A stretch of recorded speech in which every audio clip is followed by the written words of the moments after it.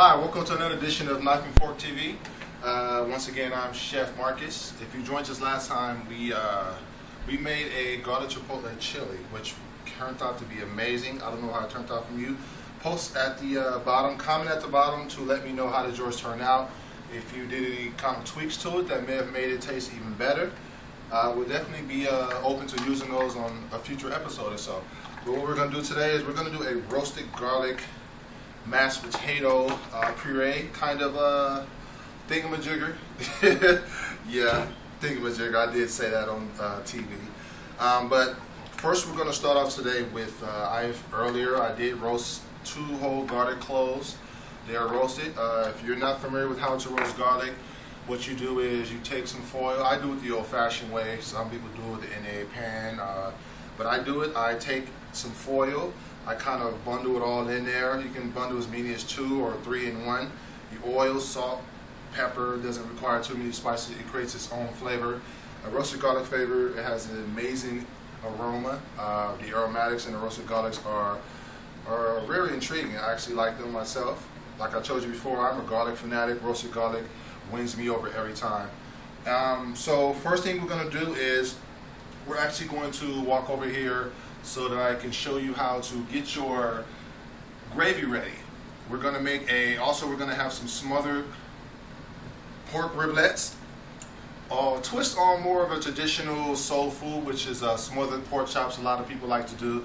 Today I'm going to show you guys how to utilize pork riblets, one of my favorite meats or so. Some people call them poor man's pork, but I believe pork is for us kind of people anyway. You don't see too many rich people eating pork unless it's bacon. Everyone loves bacon. So if you join me right over here, I will show you how to make a roux, instruct you on how to get the gravy going, and also on how to get everything started. Show me that. So what we have here right now is I've been having a reduced chicken broth going so that I can make a traditional roux, which is the traditional way of starting off a gravy. And I've already cooked halfway my pork riblets. I just seasoned them with salt, garlic, salt, and pepper. So you don't want to cook them all the way because you want them to, the finished cooking process to be in the gravy so that they suck in more of the flavor. So right now we have a pan that was reduced. I took some butter, and some people don't particularly use butter. Some people would just take the stock and just reduce it, scrape all the flavor from the bottom of the pan from cooking the pork riblets, but I took butter so that I can get around to my gravy in a much quicker manner. So what I am going to do is I have my stove, my aisles lit on medium high. So I'm going to pour some of my chicken stock in. If you hear that sizzle, you know everything's going right. So when doing a gravy, it requires a lot of whisking and turning so that nothing burns, nothing gets stuck to the bottom of the pot, and you get all of the flavors in.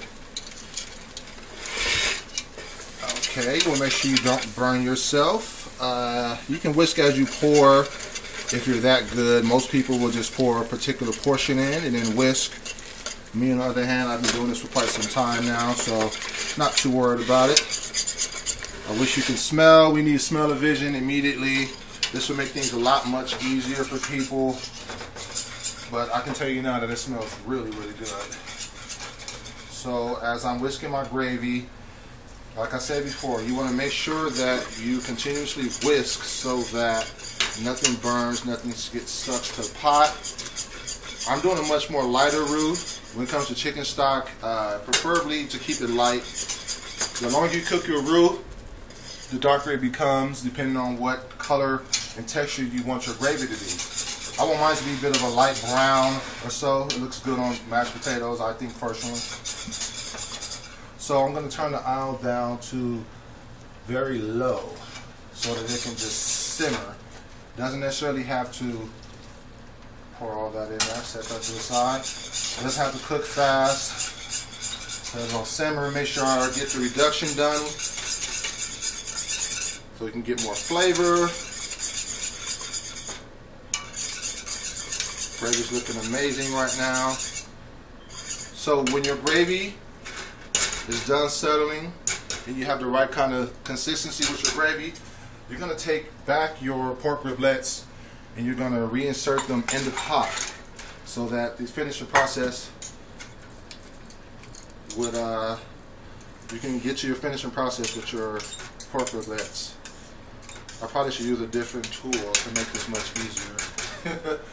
Don't use a whisk for everything, folks. It does not work. If someone told you, they lied. So yeah, you want to make sure you get all of your riblets covered in this delicious gravy that I so wish you guys could taste. But if you're doing this at home and you're doing it correctly, you're doing it the way that I'm showing you, it will come out the same way, trust me. So while that is cooking, you want to turn it up to medium high so that it could finish. While that is cooking, you can join me back over here so I can get started on my mashed potato puree. So I boiled some potatoes earlier. They're russet, Idaho, regular. You can use red potatoes, white potatoes, either or. It really doesn't make a difference.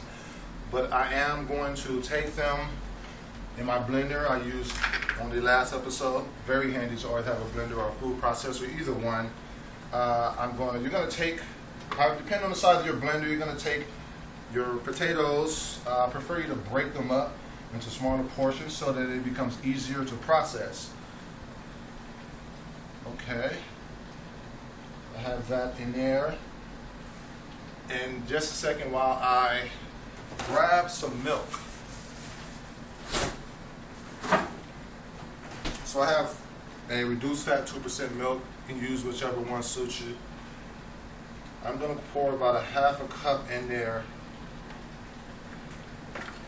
to add better consistency with it. And you're going to take about half of your roasted garlic. You're going to add that in there so that you can give it that roasted garlic flavor and taste, which we all love.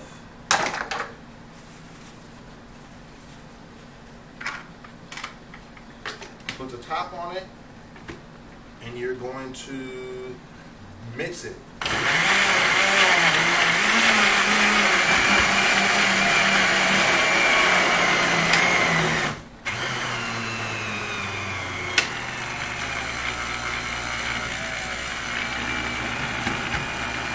That's mixing. If you need to, you can take something to mix it much easier. What you don't want to do is you don't want to use a knife to reassure that everything is mixed properly.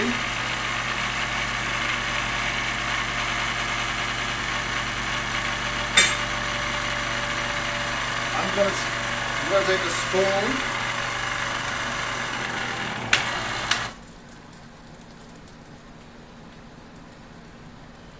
Okay. Everything looks amazing. So once that's done, you'll check on the consistency of your mashed potatoes. I left the skin on so that it has a better look to it. The presentation actually matters with mashed potatoes. It'll be much creamier. Smells good. We're going to set that to the side for right now. And right now we are actually going to plate our dish.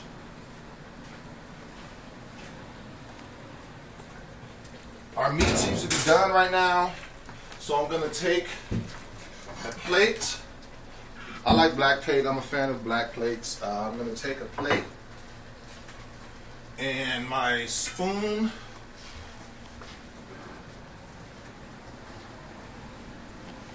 We're going to take our mashed potatoes over to our plate. I'm going to plate it in the nicest manner possible. Hey.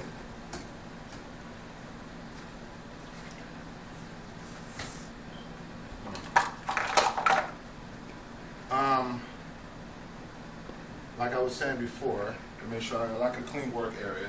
Make sure before I'm going to take my mashed potatoes,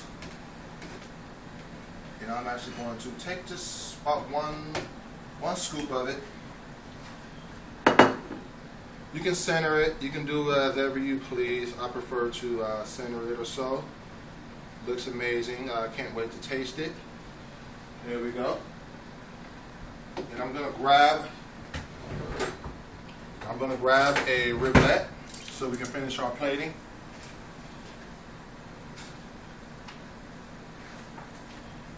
bring this right on over here.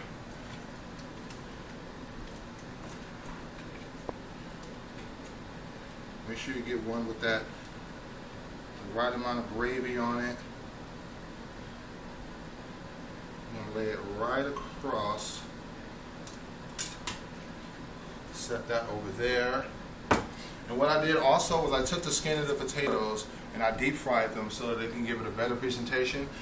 And it also tastes good, you know, give it a crunch element to it. So you're going to place those on top. And there you have it, folks. This is a roasted garlic mashed potato puree along with some smothered pork riblets. Take a look at that. Plate it however you want. But once again, I'm going to say thank you guys for coming into my kitchen. My name is Chef Davis. I'll see you in the next episode. And for the next upcoming episode, I'm actually going to show you guys how to reinvent the pork riblet in so many different ways, from frying to baking to grilling, because it's a much underrated food. I think it's a very good meat. Not too much meat on it, but it's very flavorful. Anything connected to a bone will have much more flavor than anything that's not connected to it. So I'll see you guys next week when I'm not sure exactly what it is I'm going to do with the riblet. If you guys have any suggestions, just comment at the bottom and maybe I'll do it for an episode. You know, I'm all for my fans. I'll see you guys again. Thank you for coming. See you again on Knife and Fork TV. I'm out.